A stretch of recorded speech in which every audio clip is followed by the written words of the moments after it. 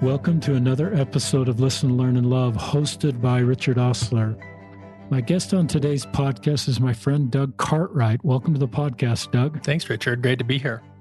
Doug is somebody I've known for a long time. I got to know Doug when he was going to high school. I think you were a really good golfer and a really good football player at our local high school.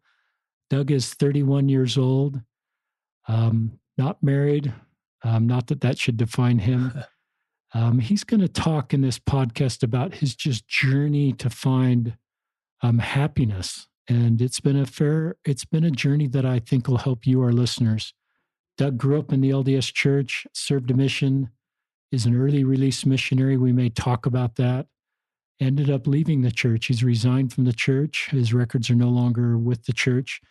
But Doug is deeply spiritual and has great principles that can help other people find God. And also those that are really struggling to find self-love and may be suicidal. So there's a lot of differences between Doug and I, potentially, but this is a podcast where we're coming together as the same human family to support each other and to find common principles that help us each grow and thrive. And as I visited with Doug before we went live, he's just a really good guy who is helping a lot of people. And I just honor his journey and the good man that he is and the things that he's doing. We talked about Doug in an earlier podcast where Braden Orgill talked about his feelings of suicide and feeling pressed to reach out to Doug. And that lunch with Doug changed Braden's life and has got him in a great spot. And I just think the things that Doug will share will help you. How's that from a bio standpoint? I think we're right on there. Yeah. Talk about, just at the beginning, we're going to talk about this at the end, but talk about the company you started and its focus and how people can find that. Yeah. So I am the founder and CEO of The Daily Shifts. And The Daily Shifts started as an app in the App Store. So you can actually download the app right now. But what it's really turned into, you mentioned that conversation with Braden. I went on a long spiritual journey, which we'll talk about. And in that journey, I did some really weird things and I did some crazy stuff all over the world. And I learned a lot of valuable skills and tools. And along the way, I had a lot of people reach out to me and ask how, what did I learn? And included was Braden in that conversation. I also had another friend, Sam, who I helped her get out of a really tough relationship. And now she's engaged to the love of her life. And I had another friend, Sophie, who was really struggling in her personal life and having suicidal thoughts. And she was also be able to pull out. And I kind of realized, wow, I'm having a major impact on a lot of people's lives. And so The Daily Shifts now is, as well as the app, but an online course where I created a 90-page workbook where any user can go in and go through this online course in these 10 modules and do this workbook and find the answers they're looking for and learn self-love and really shift their life, right, into a life full of love and enthusiasm and joy and happiness. And tell our listeners the website. Yeah. So right now, and you guys will hear the story, but you can go to thedailyshifts.com/LLL for the name of your podcast. And I've marked it down 65% for your listeners. So it's normally a $600 course. We're doing it for under $200. And that is it's a 10-week program that really is going to help you break through just, the breakthroughs we saw with Braden, my friend Sam, and my friend Sophie. So really excited to share that with your listeners. So I'm glad you're doing that. And I just recognize the fruits of your labors when Braden's episode 326, if any listeners want to go listen to that. Braden's in a really good spot and talks about how his lunch with you and the things you taught him helped him. Yeah. Talk about, we sat before we did this podcast and I really got caught up with Doug. We've known each other on social media. Yeah. Our kids were never the same age. So I've just been aware of you and we've been friends on social media and I've seen great success, but you just started and you've had great success. And then the last year or so, you were pretty honest about suicide. Mm-hmm. And I thought that was a real credit to you to be so honest about that. And now you're in a really good spot. So just kind of take us back to this success void, because I remember you working for Vivint. Right.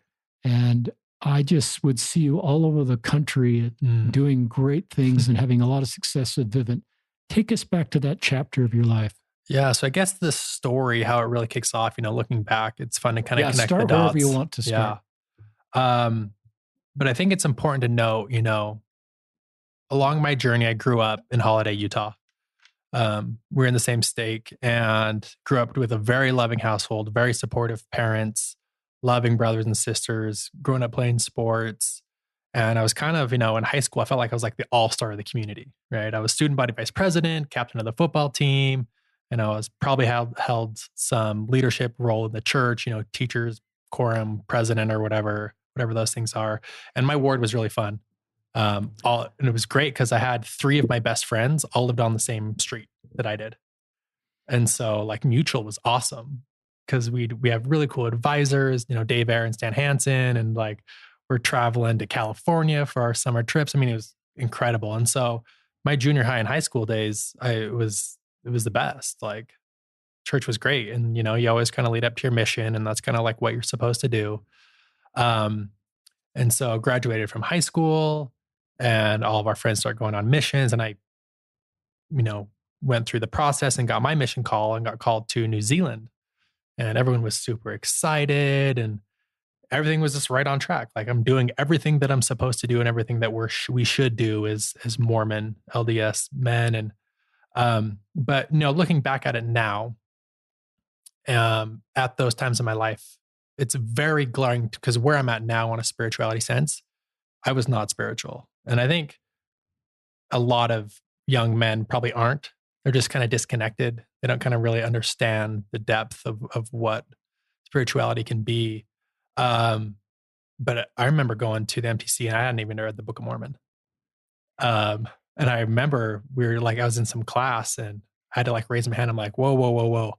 I have no idea what we're talking about. I need like a fundamentals. And so they actually pulled me out of class and actually gave me like my own special teacher who just gave me like a history timeline of the Book of Mormon. And I just had like no clue. But I was just like, this is what I'm supposed to be here because everyone says I'm supposed to be here.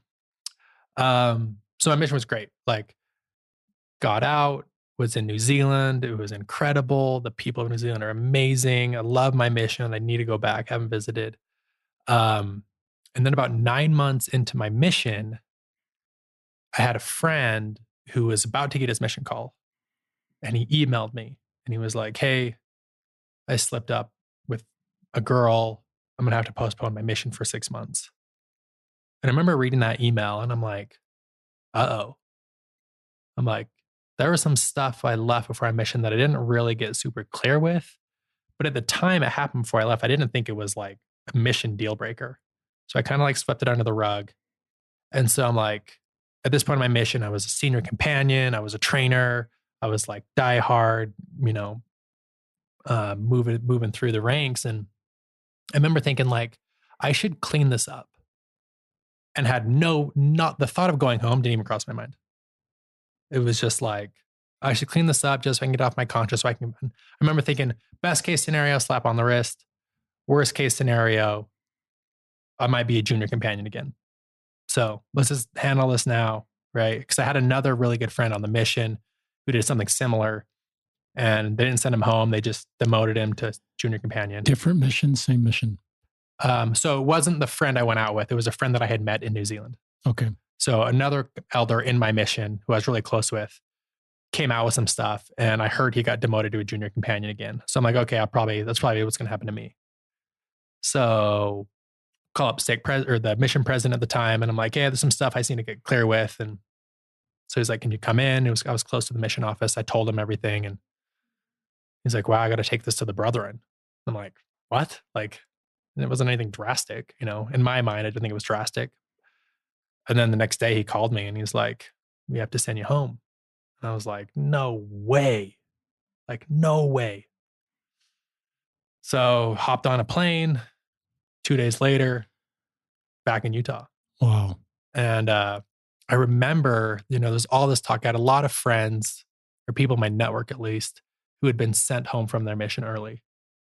And it was always, they kind of just felt like there was so much shame and guilt around it. And they would like hide in their parents' basement. And it was always like, oh, he's sick, or he's had anxiety. And there's just so much shame. And it was like, it almost felt like gossipy, in the community of like, oh, did you hear so-and-so came home early?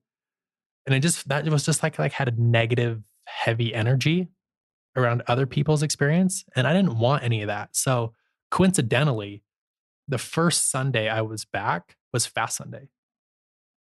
And so church like kicks off. I'm the first one to walk up to the pulpit. And I literally said, I'm like, hey, I'm home. I want everyone here to know that I'm working on myself. I made a mistake before I left and I'm working on it. And I just hope you all hear it from my mouth. It's cool. That's why I'm home. And I take full responsibility for it. You're a stand-up guy. Way to go. And because my biggest thing was like, I don't want people gossiping and, throwing stuff. And there's people saying I'm sick or just they're all that heavy energy that comes with it. And I also realized I'm like, if I go up and own this, like people aren't going to criticize me. It's one of my favorite quotes is like the best way to remove criticism is to accept it. If you just accept the criticism, then people can't really criticize you anymore. You're like, yeah, that's right. I got sent home. And then conversation's over. So I did that. But at the same time, that was the first time in my life where I wasn't like this stand-up citizen community member anymore. And I think subconsciously there was some shame there. I was kind of like, wait, do I really fit in here? Because before I was the man. And now it's like, I'm the guy. Now the label is I'm the guy that got home from my mission early. So interesting enough, of course, I was like, okay, I'm gonna get back out there. That's what I'm supposed to do, right? Doing what I'm supposed to do, following the rules, right? Supposed to go back out. And so I would go a couple months and I'd screw up.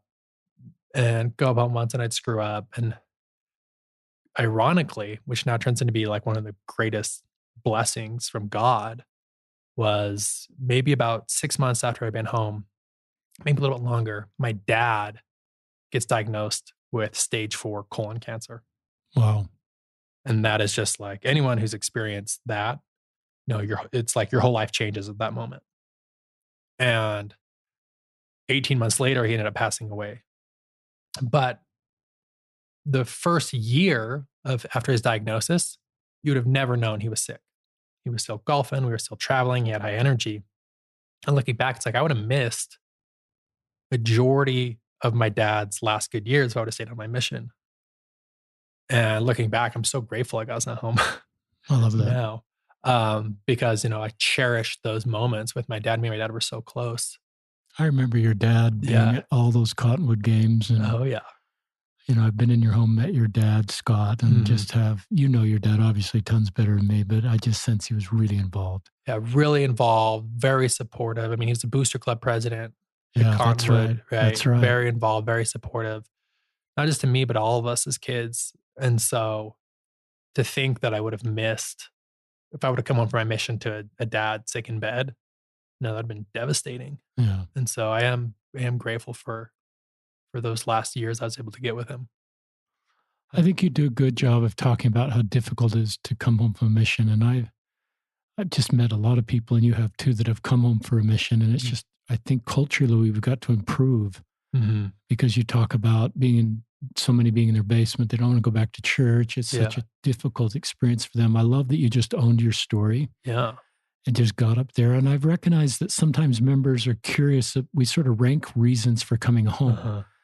Like, sinning on your mission, sinning before not confessing it, medical, emotional, right? COVID's another reason people come home. And for listeners, I don't think we should rank all those. And I don't think we should even look at a missionary that's come home and try to figure out the backstory. I don't think that's what God wants us to do. I think he just wants us to, our job isn't to figure out the backstory or try to gossip, to use your word. Right. We just should love everybody and know that they're doing the best they can and help them feel the balm of Gilead at probably the time they need it the most in our families and our communities. And so that's a difficult road to navigate. But I love that you spent this last period of time with your dad.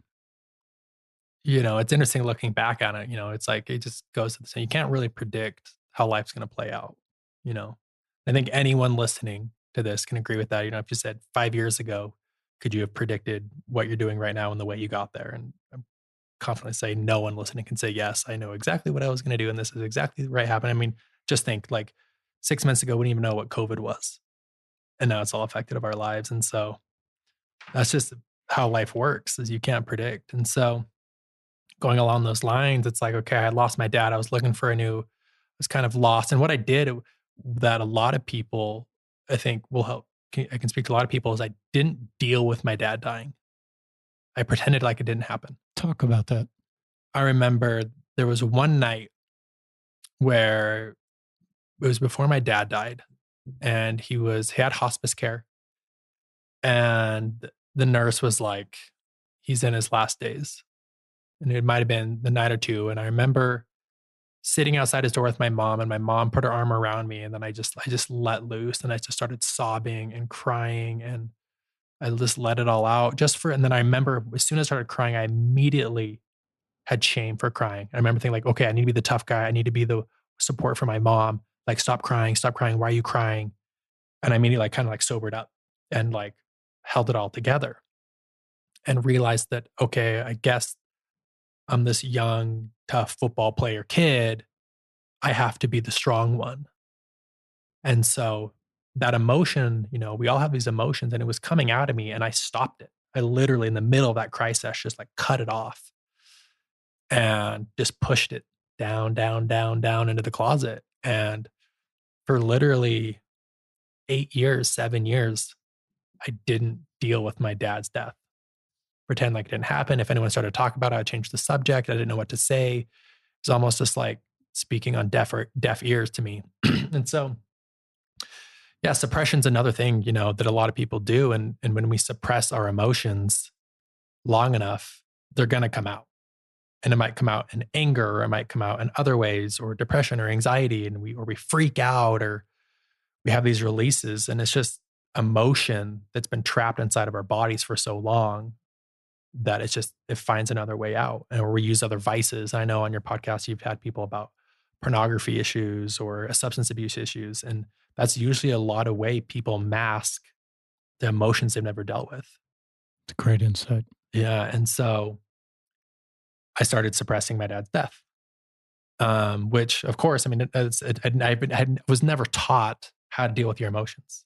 No one ever taught me how to do it. And so I just did what I thought was supposed to be natural. And so, but around that exact same time, I met an amazing mentor named Casey, who worked at Vivint. And he really took me under his wing. Like, this guy stepped in, and he was the first person to introduce me to personal development and goal setting and being ambitious, and a lot of self-help books, and he was the beginning teacher that taught me the sales skills. And I naturally had a really good ability of presence and being able to communicate. And then I was able to kind of transmute that into a sales tactic as well. And it crossed over very well in the sales world. And I became very, very successful salesman. And so in my early 20s, I started making tons of money. But to give the story a little bit more context, what happens, when I started making a lot of money, what really was going on was, and I wasn't aware of this at the time, but growing up as a football player and whatnot, I was always the fat kid. And that's a story that I told myself is, if you're talking, those who listen to the podcast about Braden, that I talked about, you got to change your story.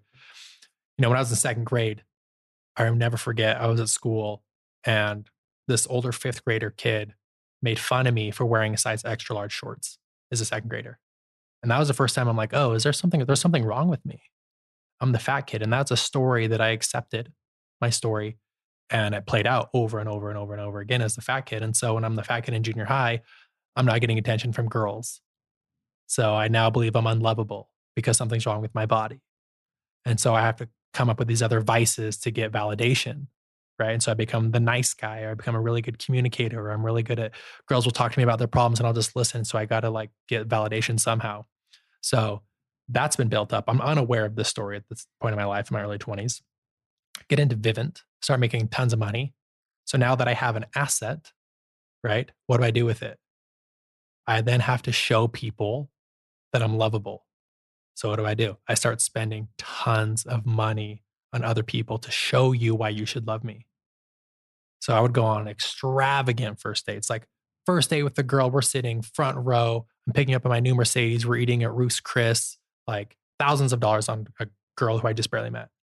And all I'm really doing is that, and I'm screaming inside, love me. Someone please love me. And I know something's wrong with me because you can see it. You can see that I'm overweight, right? So I have to show you and prove to you in other ways why you should love me. Oh, I have all this money because I'm a good salesman. And I just blew it.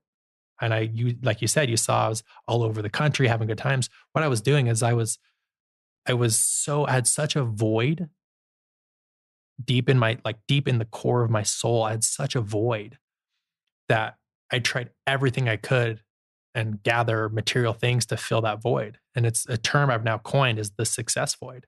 So I'm going first class. I'm traveling around the world. I'm going to Nepal. I'm going to Australia. I'm going to Bali. I'm sitting front row at every major sporting event, the World Super Series, Bowl. I the remember NBA you Finals. at Super Bowls and NBA Finals. Yeah. And I was literally in a suite with Kevin Durant, NBA Finals MVP. Me and him are sharing a suite. He's sitting next to me. I'm talking to him the whole game. I post a picture. I missed one of the greatest Super Bowls of all time. It was the Super Bowl where the Seahawks threw the interception at the 1 yard line. It was that game. And I was busy looking at how many likes my picture was getting. So honest. Right? It's like, please notice me. Look, I'm at the Super Bowl with Kevin Durant. Notice me. Love me.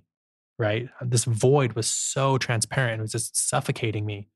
And I missed an incredible moment because I was worried about likes and comments on Instagram. And so I'm spending all of this energy and money to fill this success void. And it just got deeper and deeper and deeper. And along the same times, I kind of had really never made it back to church. I would go and I got in trouble. I've been disfellowshipped twice. I got disfellowshipped in my mid 20s, and it was all similar stuff. It's just all sexual transgression with women, and happened over and over and over again. And then they're finally there. I was about to get excommunicated because I had gone through the temple, and I was just like, I just never fit in. Like I could never get it right. And I'm supposed to suppress these natural human emotions. And I've got my dad stuff I haven't dealt with. And once again, it's the fat kid stuff, right? And so I have an opportunity to be with a woman, right? And it's like, please love me, you know? And so I'm not dealing with my emotions led to this kind of the spiral out. And so I never really got back into the church thing. And that was the same time like a lot of the Prop 8 stuff was coming out. That did not sit well with me.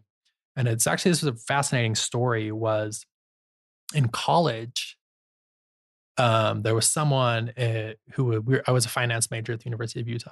And there was someone who we kind of were graduating at the same time. So we had a lot of the same classes and we would do homework together. And he was a friend of a friend and he was kind of a cool dude. And, you know, after maybe a year and a half of knowing him, one day saw on his Facebook post that he actually came out as gay. And I like could not believe it. I was like, whoa, like no way, this guy. I would have never guessed in a million years. And at the same time, I'm kind of taught at this point in my life, was taught that homosexuality is a choice. And I'm like, why would he choose to do that? You know, kind of just in this mindset we were taught. And so I remember I actually was kind of nervous, but I saw him in class like a couple of days later. And after class, we started talking. And he told me, and this completely changed my paradigm.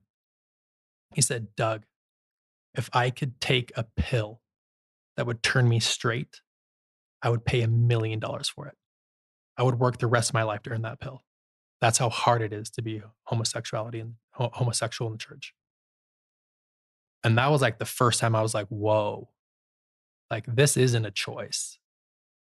Like I could see the sorrow and the shame and the guilt and the pain in this friend's eyes. And like, he's not doing this on purpose.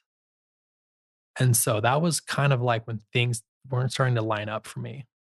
And I did some other research and I looked into church history and the Prop 8 thing and looked into CES letter and kind of just your typical stuff that isn't new to much people here. And it really just there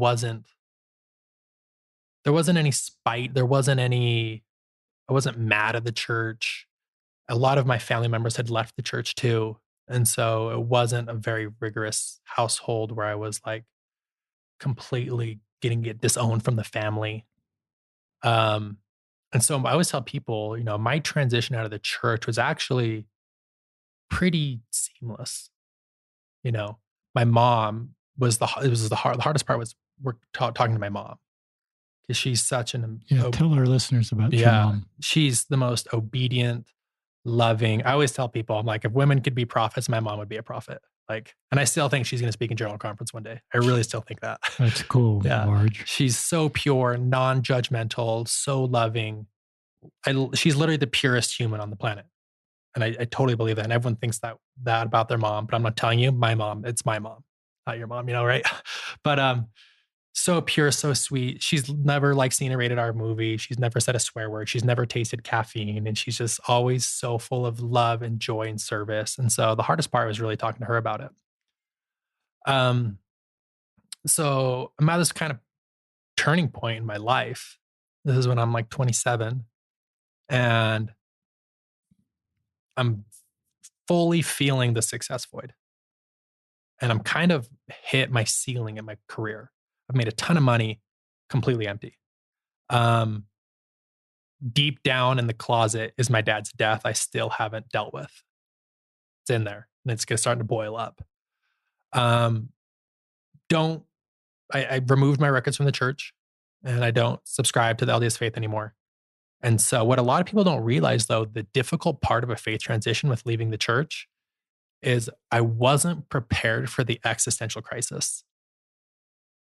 Because one thing I always say, because I have the LDS, the Mormon discussion with a lot of friends that are still active. And I said, if I could prove to you that the Mormon, and I can't, by the way, but if I could prove to you that the Mormon church is not true, would you even want to know?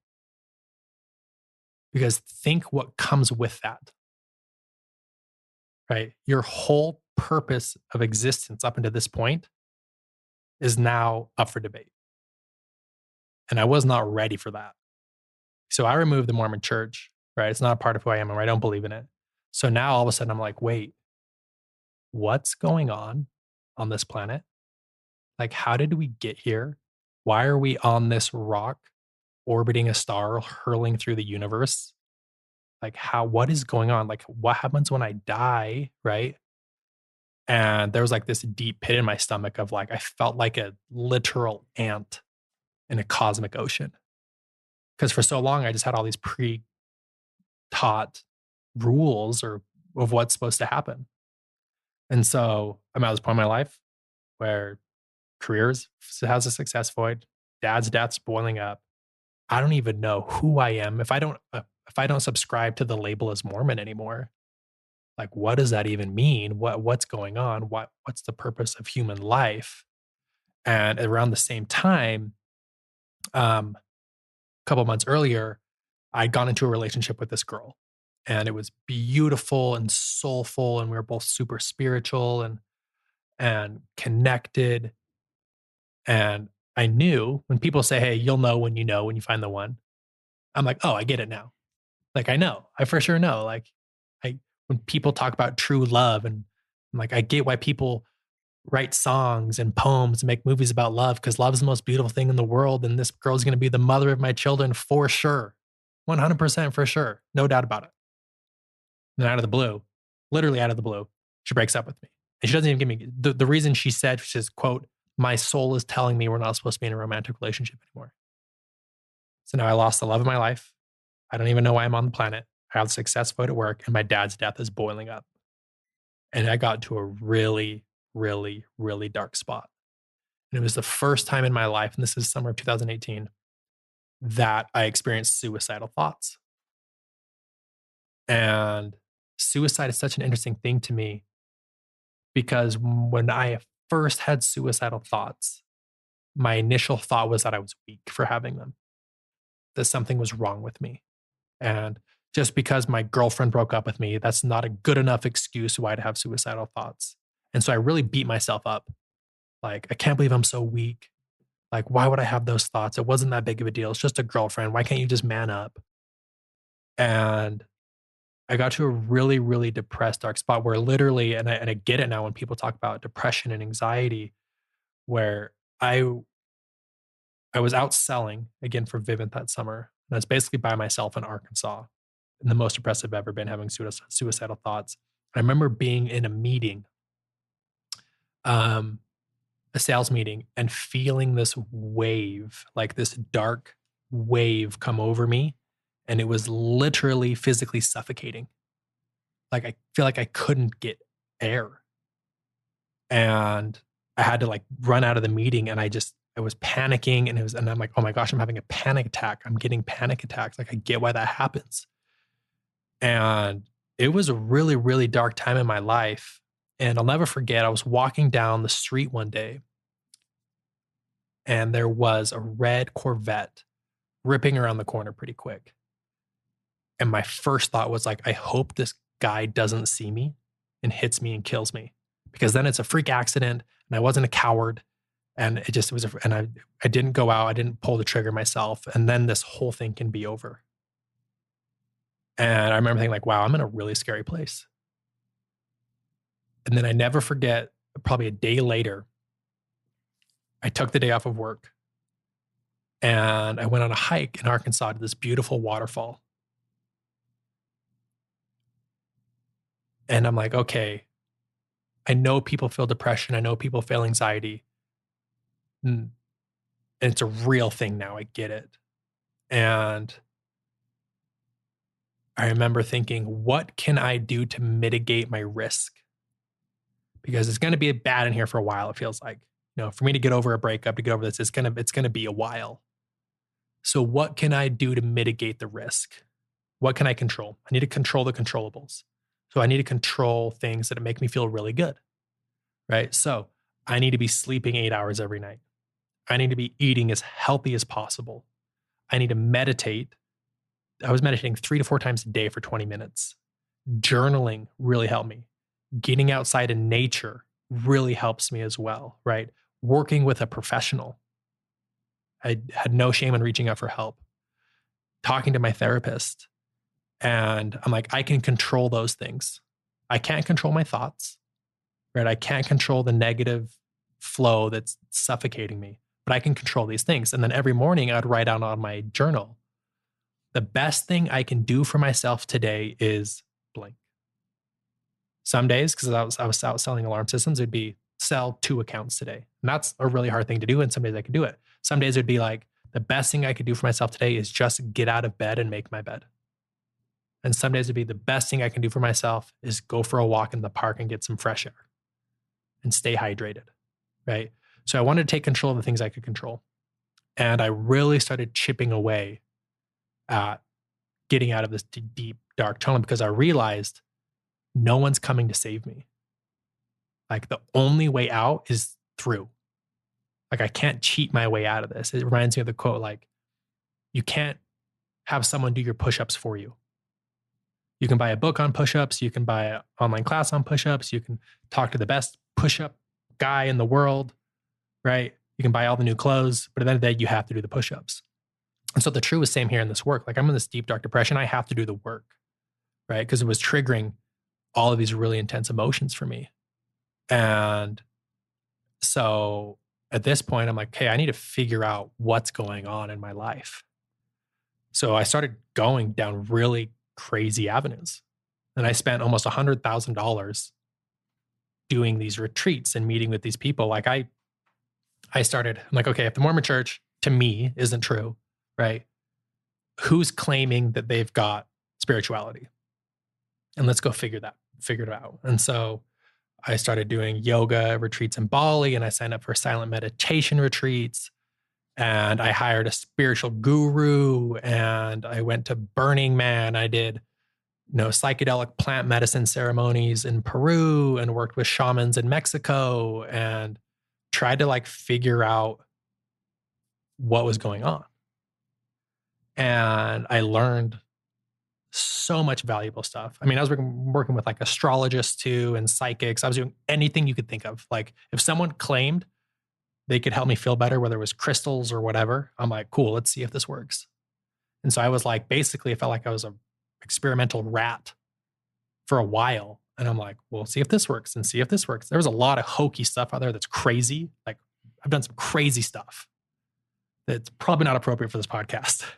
But along the ways, I also learned some really, really incredible, valuable tools. So it's like I almost went down this deep, scary, crazy rabbit hole, pulled out all of the good, left the junk, and now I have this really incredible skill set. And so I started applying these things. So for example, something I learned, is the power of our stories and healing the unprocessed trauma that we have as kids. And so for me, when I talked about all this stuff was boiling up, it's like, yeah, I was sexually abused when I was 6 years old. I was 6 years old and I was sexually abused. I'd never dealt with that before. And I had to come clean to that. And I had to come clean of being the fat kid and that I was unlovable. And I had to heal that story. Right. I had to heal the story that something was wrong with me. And I had to deal with the emotion of my dad dying. Yeah. Because I had all of this stuff just stored deep, deep, deep, deep down inside of me. And it was blowing up and it was causing me to go through a spiral tailwind. So I started doing all this stuff, and it was such an eye-opening experience for me, testing all this new stuff. And I just started sharing my story with friends and posting little snippets on Instagram, and like I'd have a breakthrough on this new idea, and so I would share it and I would get really excited.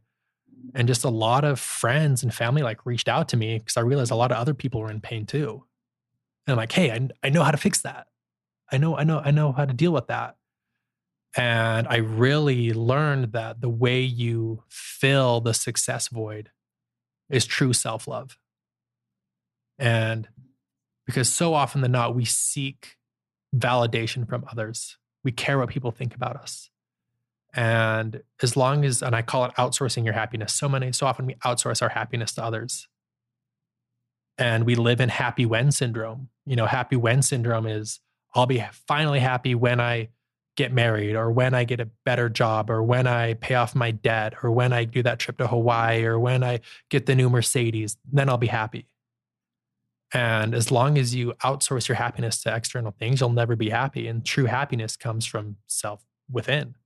But before you can truly love yourself, you have to deal with that trauma and that void that's within you.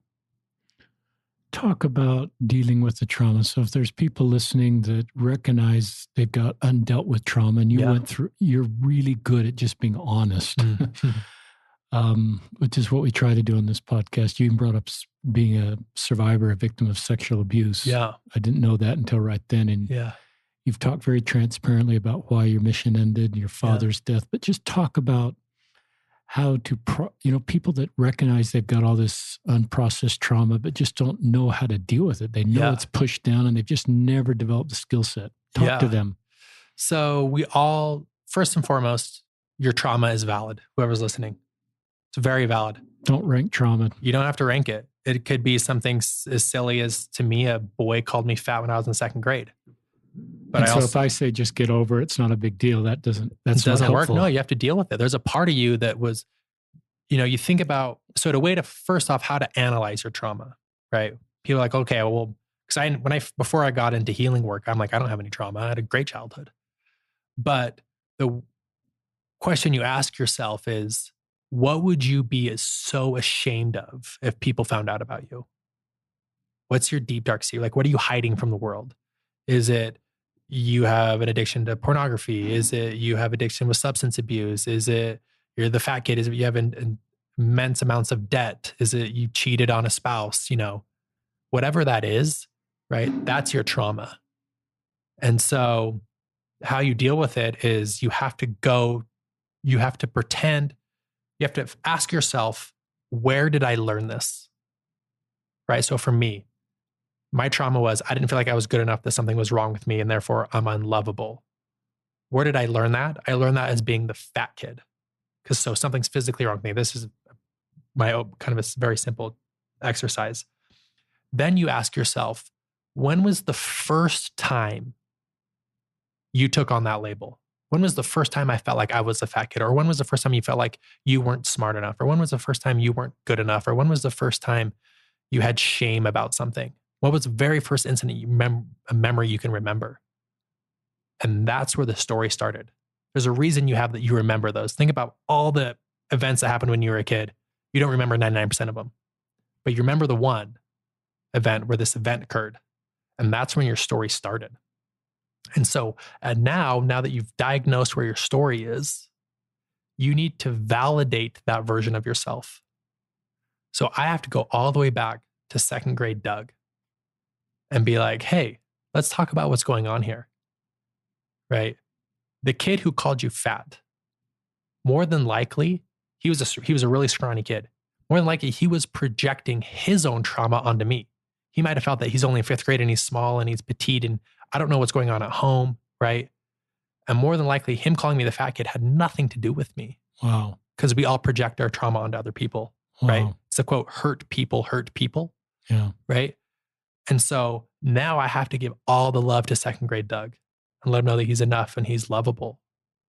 And then once I do that, then I go to the next piece of trauma. For me, it was when I was sexually abused when I was 6, right? And what's crazy is how that story, and I'll dive into it, it's actually a pretty intense story. It was sexual abuse. It wasn't malicious. It was a neighbor kid who was a couple years older than me, who was curious, right? It wasn't like the dad across the street who was, it was very innocent, curious abuse. But I felt very violated. I didn't know what was going on. I remember feeling frozen and he'd pull my pants down and I didn't know what was going on. And he would feel me and I was frozen. Trauma, right? Completely frozen. And what's fascinating to me, and this is just work I've done this year, because this isn't something you're going to fix overnight. By the way, your trauma, it takes years and years and years of work. But as you get better, the load starts to lift. In junior high, he got in a car accident and died. This kid. Wow. And my first thought when I heard that was relief. I'm like, now no one will ever know. I can keep this secret with me forever. And I shoved it back down. And I didn't deal with it. It's like, boom, now I'm the only one with the key and no one's getting in there. Right.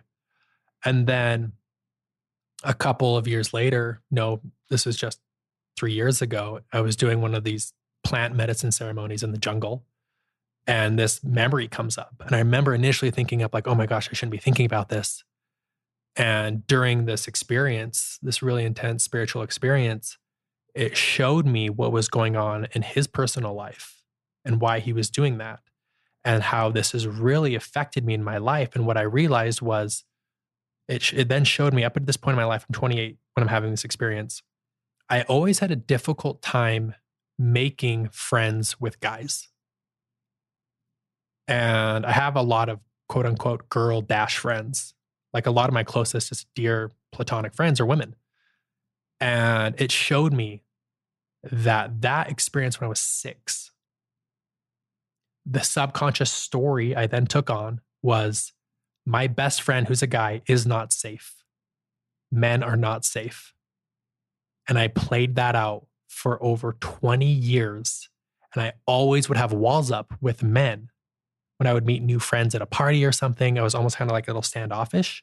I didn't even realize at the time, but my subconscious story is men aren't safe. And I'd always, especially if I did start to become friends with guys, I would make some comment of like, oh, look at this pretty girl I'm dating. And what I really was doing was like, hey, I'm not a homosexual, so don't come on to me. Don't hurt me. Don't abuse me. And I had that moment in this medicine ceremony, and it was like, whoa. And since that moment, I was able to really heal that version of myself and tell myself, hey, it's okay to be friends with guys. Like you can be friends with the boys, the dudes. And since that moment, I've made incredible, beautiful relationships with other guys. And it was because a story I wasn't even consciously aware of that was playing out. And so this is the power. This is the thing that can happen when you really are willing to look at those parts of yourself they're not willing to look at. And we all have multiple stories. And then I started dealing with the loss of my dad and how that directed my whole life. And once I was able to really deal with that emotion, deal that he's gone and that's okay, I was able to move on from my life. And because we're carrying so many chains and balls and so much heavy material that it's just not worth carrying anymore. And you actually can release these burdens and release this heaviness around you. And once you do, it's and you feel that void within yourself, it's like you literally live on a new planet. I tell people since I started doing my healing work, I feel like I live on an entirely new planet with such a deep, beautiful connection with God. It's hard to want to talk and interrupt, Doug, because you're really good at telling your story. Thank you. We've had a lot of people on the podcast, and you were unusually good about talking about trauma, connecting the dots, and then pragmatically in your own life and what you're sharing with others, help other people overcome trauma. Thank you. I just think that there's a lot of trauma, and I think men in particular push it down. And I think we need to learn to talk about trauma and deal with it. It's part of the road to healing. And I love your journey and I love the way there's no shame about everything you've talked about. Yeah. When you do the work, there's no more shame anymore. Yeah. So you're talking about really complicated things that a lot of people would never talk about, even with their best friend, let alone a podcast. And I sense you're so natural at talking about it as you've been doing this for a while. Yeah. I've been doing the work. Yeah. That's one thing I'm really proud of is like, I've done the work. I had the hard conversations. I looked at the ugly parts of my life and I dealt with it.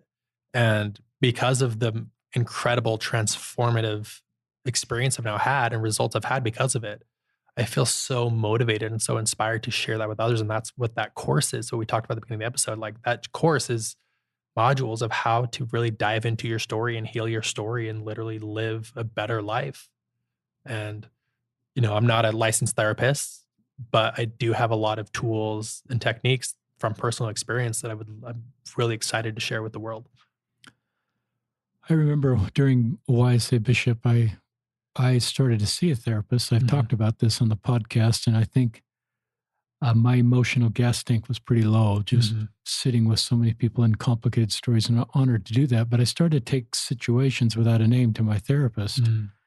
And she taught me some really wonderful principles. She taught me the iceberg concept, that often what the YSAs were talking about wasn't really what I needed to, like pornography or messing up or all these different things. Sometimes they felt like they needed to talk to me about. And sure, I believe those are sins and they should be dealing with those. But often the longer I served and the more I brought clinical people's expertise into my life, the more I recognize this is really about stuff that's bottom of the iceberg. Yeah, it's just the vice. Right? And they need to, and sometimes I could kind of go there with them, even though I'm not clinically trained. But I tried, I wish I would try to get them to the right kind of clinical people or do this self-reflection and you have some wonderful tools and will help people. But I just think that's an important principle for parents, for each of us, for local leaders to often recognize what we're seeing on the top of the iceberg. And even if it's anger and hurt people hurt other people. And I love the way you even recognize these things about people that hurt you. What you said about that skinny 5th grade boy. Yeah.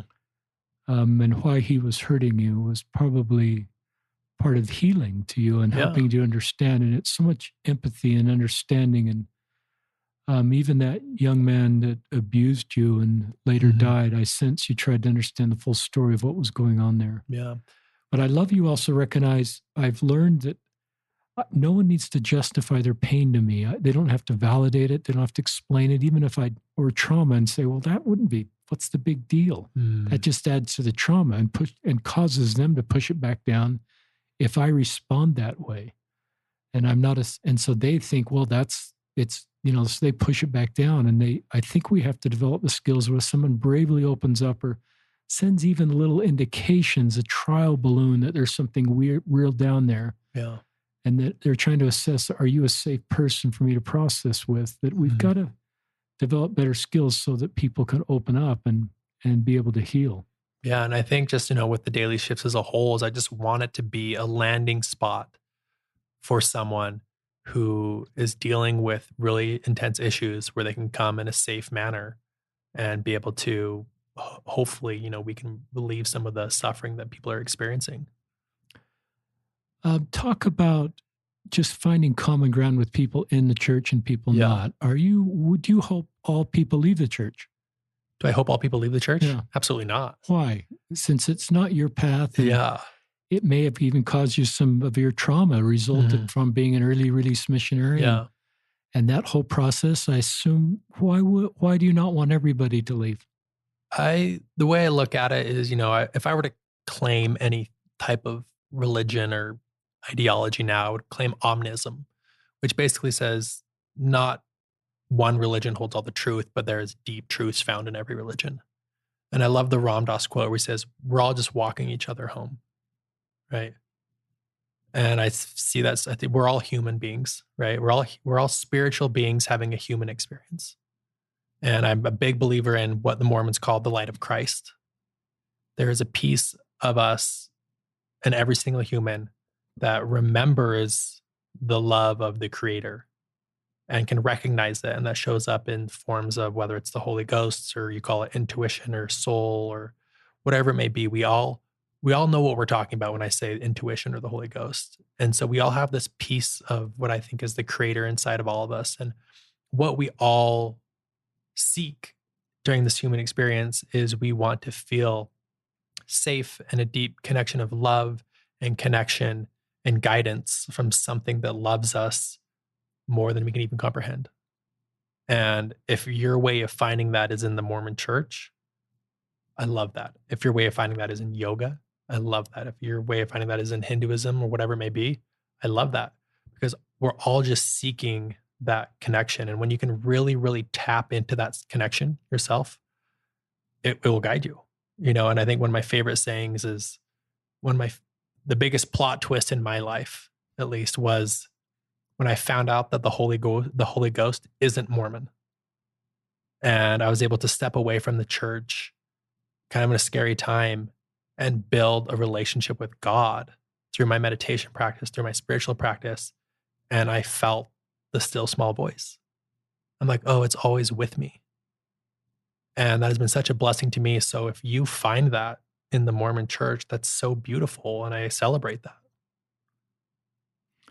I love that. And I have a lot of respect for that, because some people leave the church and they feel like, everybody should leave the church with them, or it validates their path. And I just recognize the maturity and where you are is that you're so at peace with who you are and your whole path that you don't feel like you've got to pull everybody to your path outside the church. And to me, that's a great place to be. Thank you. And it's a place to me where there's less fear and there's less divisiveness, and you're seeing everybody as the same human family. Yeah. And you're not seeing some people as need of rescue. And so I think that's a great place to be. Thank you. I admire you for being there. And that's one of the goals of this podcast, just trying to find common ground and differences. And I love your story. Thank you. 5 years ago, I just honor where you are, and I don't feel you're in need of rescue. I don't worry about your eternal salvation, Doug, to be honest.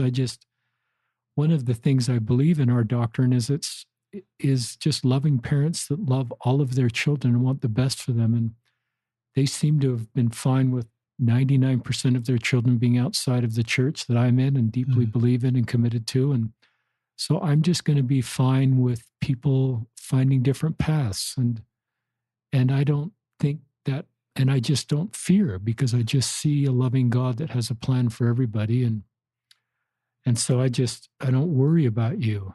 Thank you. It's not part of I don't think it's part of my doctrine to worry about you. It's part of the doctrine that I believe in, to show love and kindness and bring us together as the same human family. And I recognize the work that you've done. And I think it's remarkable that while spirituality didn't work for you in the Mormon church, you were open enough to recognizing that needed to be part of your life. Yeah. You could have forever closed that door and say, well, I've done that. That didn't work. The LDS church didn't work for me. I've stepped away. I've taken my records removed. So I think I love that about your story, is you just were thoughtful enough to say, I need that part of my life still. Well, the thing that's so ironic about that was when I stepped away, I'm like, okay, what's going on? And my question, I'm like, what's going on right now? Like, as far as scientifically, like I have a human body. I'm aware that I have a human body. I know that I'm on a planet, right? So scientists tell us. So I'm like, I'm going to go study like astrophysics. Like, how did this get here? And so I did this deep dive for months into astronomy and physics and science. And it was startling. The cosmic scale of the universe was so grand, and the scientific probability of this moment even occurring, right, was so beyond comprehension that it actually showed me, I'm like, there's a creator. Interesting. There's no way this just happened. Like, it is so incomprehensible that this just happened. So I'm like, there's something bigger than us that I can't see, but I can feel it. I can feel my intuition, right? But I can't see. I mean, if you just look at, like, for example, the electromagnetic spectrum, that's all of the wavelength spectrum, right? From gamma rays, X rays, delta waves. So visible light of the electromagnetic spectrum, things we can see, is less than 1% of the entire spectrum. We only see less than 1% of stuff that's going on. And so I'm like, there's more. Like, I know there's more to it. And so, and then that really got me, my mind racing to some science nerd stuff real quick, is when I was studying the DNA composition of chimpanzees. They're 99% the same as humans. So if I have a DNA strip of a chimp and a DNA strip of a human, it's 99% the same. But in that 1% difference, right, you will never, Richard, be able to pull out your iPhone, FaceTime a chimp, say, hey, dinner's at 6. Can you stop by the store? We'll pick up some pizza. I also need you to swing by Whole Foods and grab some milk. I'll meet you here in an hour. It's never going to happen in that 1% difference, right?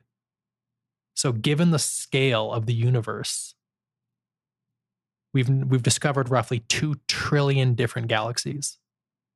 And the scientific probability that there's other life out there, I think it's almost 100%. And in the LDS faith, they talk about there's life out there, right? What if we find a species that's 1% smarter than us? They will take our smartest human of all time, and it'll be cute to them. Like, oh, cute, Stephen Hawking can do astrophysics. I want to see the iPhone. Right. In another, right? In that world. Right. So given that scale, right, a 1% difference, how fascinating and much more expansive our minds are, right? I think God's mind is infinitely smarter than ours. So it's so beyond what I could ever think. So to think that I can fully grasp what the true nature of God is, I think is kind of ignorant. It's so beyond anything we could imagine. If there's just that 1% gap between an ape and a human, God's infinitely wiser than us. There's no way I think we could ever understand the true nature of God, given the mental restrictions of our mind. I love that. Yeah. And I, for you that are active Latter-day Saints, wondering if Doug's program could help you, or if you're worried that it's somehow because Doug's not in the church, it's going to pull you out of the church, I just point to Braden, who was on the podcast and came into your program pretty suicidal. Yeah. And committed Latter-day Saint, left your program, committed Latter-day Saint, and not suicidal, with a whole paradigm shift. Yeah. That was so helpful to him. So yeah, and I just recognize the work you're doing is not just for a certain group of people based on their belief or non-belief. It's fundamental healing work that is helping people overcome difficult things. Yeah, and I would say if I have private clients that work with me that want a little bit more in depth than just the course, actually want to work with me individually, weekly. And I have a lot of LDS clients. And this will not affect religion by any means. If anything, it'll deepen and strengthen your personal relationship with God and the Holy Ghost. You've got a wonderful mom we've talked about. Did she go by Marge or Marjorie? Margie. Yeah. And she's a close family friend. My wife and your mom are really, really close. And she is dealing with what a lot of LDS parents may be dealing with, is children that have stepped away from the church. Yeah. And before we went live, you talked about how close you are with your mom. Yeah, very close. And your mom's maybe made some mistakes along the way, but it sounds like the totality of her relationship with you is great. Oh, it's phenomenal. And I think just give advice for parents that have children that have left the church, because your mom's done some really good things to keep, you and the family circle together. Talk to those parents. Yeah, I think, for me, that was so beautiful was I can say now, when I was a member of the LDS faith, I never had a relationship with God. but I wasn't aware of it at the time, because if I never had a relationship with God, I didn't know what it was like. And so I felt lost. I felt confused. I felt like I didn't fit in. For me, I did the work and I was able to build a relationship with the Creator. And it's so beautiful. And it's the most important relationship in my life. And I had a conversation with my mom, whereas, I knew I was going to break her heart when I told her I left the church. But I had to be true to me. And I think she is so grateful. And she said to me that she is so grateful that I have a relationship with God now. And she sees the change in me. She sees that I'm kinder and more patient and more empathetic and more loving and helping people, that have been in difficult situations and have had suicidal thoughts, and helping them get out, and find love. And I think she wouldn't trade the old Doug for the new one, which is ironic. And I even had a conversation with her, and I asked her, I'm like, do you think that my life will be hindered in the afterlife? That I'll get, punished in the afterlife because of my choices of removing my records from the church? And she said, no, like I see the work you're doing is so right and so good. And so we've really bonded. And it's so interesting now, because not being a member of the church, we have spiritual discussions all the time now. We talk about God and philosophy and what it's like to be the Spirit and the Holy Ghost. And I can use that lingo with her. Whereas before, when I was a member of the church, that stuff never resonated with me. So we could never have those conversations. So we even have more heartfelt conversations about God now than we ever did when I was in the church. It's just a great segment. I love the family circle staying close. Mm-hmm. And I love the vulnerable, honest communication that you and your mom are having. Yeah, it's beautiful. It's beautiful. And it's just what I think God wants. Mm-hmm. And you're pretty honest, vulnerable, authentic guy. And I think that got some great skills there. So I think, parents, I'm talking not just your mom, but I think parents that have adult children that have stepped away the church, I think you shouldn't self-reflect and say, if only I'd done something different, or this is my fault, or if I just taught this a little bit more, or had this a little bit more. I think you just can't go down that road. That's probably a trauma-filled road. Yeah, and on that note, and don't put that on you. Yeah. Any thoughts for parents that are going down that road and need to be sort of de-traumatized or feel healing? Yeah, my mom is the perfect example of following the Savior. She's perfect, Christ-like, and has been the most incredible example. There's nothing she could have done, right? Me going on my path was my journey, which is going to be completely different than her journey, which is completely different than your journey, which is completely different than everyone's listening journey. We all have our own journey to go on. And there is nothing my mom could have done. And so I would hope, and I know she doesn't feel any remorse or whatever, because it had nothing to do with her. I like that. And perhaps, I don't know how you feel about this, but perhaps what your parents did in the home of creating a feeling of spirituality and God allowed you to, when the church didn't work out for you, be open to finding that somewhere else. Yeah. I don't know. Yeah. But the thought came to my mind. I'd love other things you'd like to share with our listeners. I would just say, whoever is listening to this and you feel the success void or another void, or feel like there's something more, whether it's in the church or not, it doesn't matter to me, but just know that wherever you are, regardless of your past, regardless of your trauma, regardless of your current situation, it is absolutely possible to create a beautiful, loving, magnificent, indescribable relationship with the Creator. Whether you call him Heavenly Father or whether you call it the universe, it doesn't matter. You can absolutely have the guidance you need and feel filled with love and joy and enthusiasm. And a beautiful life is possible. And I've been there where I had suicidal thoughts and out of the church, to now feeling like every moment of my life, I have someone there by my side guiding me. I love that. Mm-hmm. I sometimes read a couple quotes. Some of you heard these before. Some of you are listening just because you know Doug, but I'll read this from Henry Nouwen. Over the last few years, I've become increasingly aware that true healing mostly takes place through the sharing of weaknesses, and maybe trauma would be another word. mostly afraid of our weaknesses/trauma, that we hide them at all costs and they make them unavailable to others, but often to ourselves. And in this way, we end up living double lives, even against our own desires. One life in which we present ourselves to the world, to ourselves, to our God, as the person who is in control, and another life when we feel insecure, doubtful, confused, and anxious, and totally out of control. The split between these two lives can cause a lot of suffering. I become increasingly aware of the importance of overcoming the great chasm between these two lives. It is amazing in my own life that true friendship and community becomes possible to the degree that I was able to share my weaknesses/trauma with others. I often become aware of the fact that in sharing of my weaknesses, the real depths of my human brokenness and weakness and sinfulness start to reveal themselves to me, not as a source of despair, but as a source of hope. As long as I try to convince others of my own independence, a lot of my energy is invested in building my own false self. But once I'm able to truly confess my profound dependence on others and God, I can come in touch with my true self and real community can develop. Does that resonate with you, or the parts of that you disagree with or agree with? No, I love that word, sister. It reminds me of the Brene Brown quote, yes, where it's like vulnerability, I can't remember the exact quote, but like going first and being vulnerable gives other people permission to be vulnerable. And at the end, how it talks about creating a sense of community, right? And when you take the first step and be vulnerable, it gives other people that opportunity, and you create this new, really special, powerful connection that allows you to eventually heal through and move through those situations. Brene Brown has taught me a lot about the word vulnerability. That word wasn't in my vocabulary 5 years ago, much.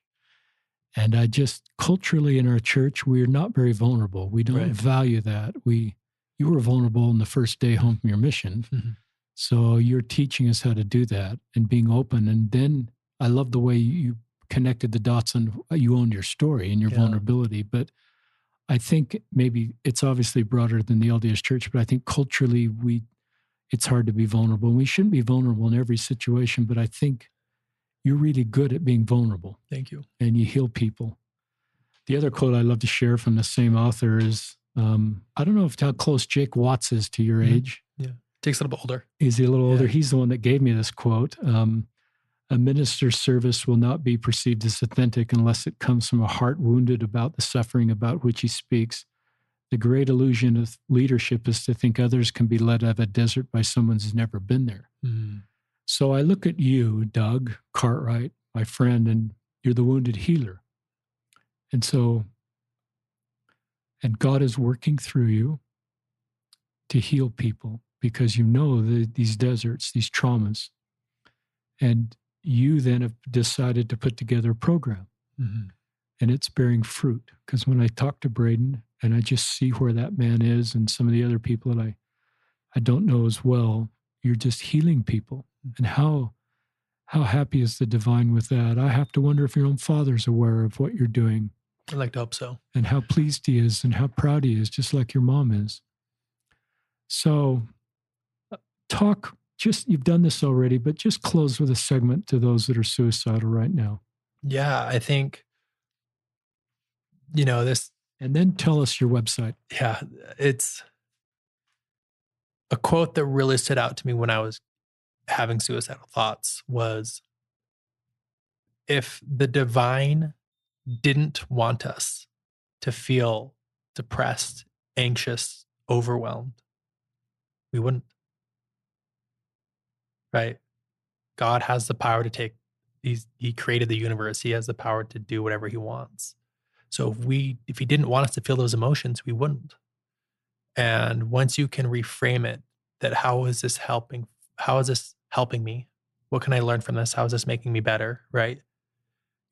I think everyone I've talked to about really intense, hard, difficult trials in their life, once you get out of it, once you've healed from it, you've got to the other side, I've never met anyone who would take that trial away. Ever.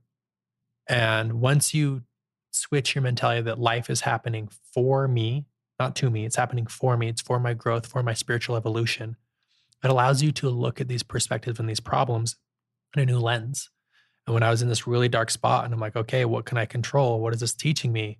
That's when I started to slowly crawl myself out. It took a long time. I felt like I was still in a really depressed state for a year, but I was consistent and I worked hard at it and I got out. And so if you're in it, I promise you, you can get out, but at the same time, no one can do your push-ups for you, which is kind of a relieving, empowering statement. So instead of waiting around for someone to come save you, it's kind of like, this sucks, but it's up to me. And with consistent work, right? And that's why I built the course, right? And if you feel lost, if you don't know where to go, if you can't afford a therapist, because this therapist can be hundreds and hundreds and hundreds of dollars, right? Start with this course. I've made it extremely cheap for the listeners here. Go to thedailyshifts.com/LLL. And there's a special code there that makes it 65% off. And also I love talking to anyone. My DMs on Instagram are always open. It's at Doug_Cartwright. Message me. I promise you I'll message you back. And I would love to hear your stories and love how I can help you in any way. I'm reminded on a lighter note, interacting with you on Twitter. You're one of and I remember when you were working for Vivint, I tweeted out one day that to you, I think I said, mark my words, one day the Vivint Center will be called the Vivint Center. I can't remember what it was called before. It was called the Vivint Center. Energy Solutions. And I just thought, that's going to happen one day with the trajectory Vivint is. And then I'd forgotten about that tweet. And you actually found it. And when they renamed the Vivint Center and sent that back out, it was just kind of a funny thing that happened. And I've enjoyed some. Doug, this is just a great podcast. You're 31. You've got, a long life ahead of you with foundational principles that, you're going to have you are having a good life. It's not in the future. It's not after some new accomplishment or some new thing. It's now. Life is now. And you're having a great life right now. You're going to have a great life each year of your life, and you're going to bring people along with you and provide hope and healing for the rest of your life. Isn't that so exciting? It is exciting. And what you're shared in this podcast and I would call them God-based principles that you've learned through really difficult journey that maybe could only be learned that way. I just love how you're sharing those with others. Thank you. And Margie, if you're listening to this podcast, what a proud mom moment to hear your wonderful son and what he's doing for other people. And perhaps that's the biggest payday for us as parents, is when we see our kids in a position where they're in such a great spot that they're able to help other people. And love the Cartwright family. And thank you, Doug Cartwright, and for being on another episode of Listen, Learn, and Love, hosted by Richard Osler.